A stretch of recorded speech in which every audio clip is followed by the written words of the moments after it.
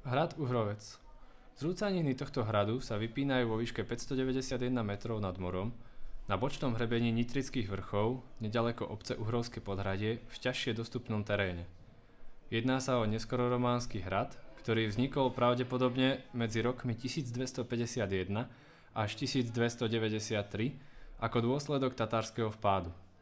Možno predpokladať, že na stavebnom vývoji hradu sa podieľal aj Matúš Čák Trenčiansky, ktorý ho v roku 1295 prevzal od Petra, syna Bašu.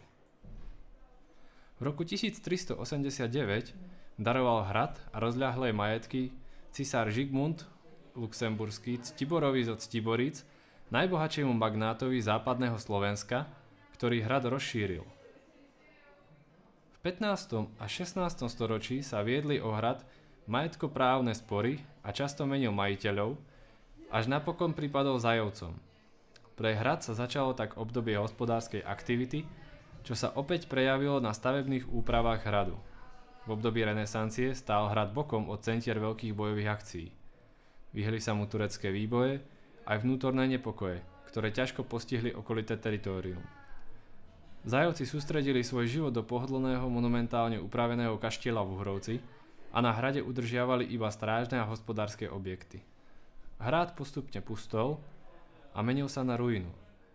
V 18. storočí postupne strácal význam, pretože tu už majitelia trvalo nesídlili. Najstaršie hradné stavby sa sústredili okolo trojuholníkového nádvoria na vybiehajúcom skalnom ostrohu. Nádvorie bolo sprístupnené bránou, ktorú chránila väža. K mohutnému románskemu palácu, ktorý dominoval priestoru, pristavili hradnú kaplnku a vysunuli ju na okraj strmého brala. Opevnenie ako aj základnú románsku dispozíciu nezotrel ani ďalší čulý stavebný ruch v nasledovných storočiach. V 14. storočí postavil Ctibor na severozápadnej strane nádvoria nový gotický palác. Ďalší majitelia Zajovci posilnili v 16. storočí dolné nádvorie dvojicou okrúhlych nárožných bášt, čím ho premenili na predhradie, ktoré sa stalo ťažiskom obrany. Nachádzali sa tu aj hospodárske budovy hradu. Sem ústil aj prístupový most na pilieroch, vedúci nad terénnou priehlbňou využitou na obranu. Dnes sa o záchranu zrúcanín hradu zaujíma nadácia pre záchranu kultúrneho dedičstva pod vedením predstaviteľa nadácie Petra Horanského, vzhľadom aj na to, že v roku 2004 padla časť eróziou narušeného muriva, ktorá aj zmenila 5-podlažný väžovitý objekt predbránia. Z interiéru hradu je veľmi zaujímavý interiér kaplnky. Jedná sa o jednu z najzachovalejších románskych hradných kaplniek v Uhorsku.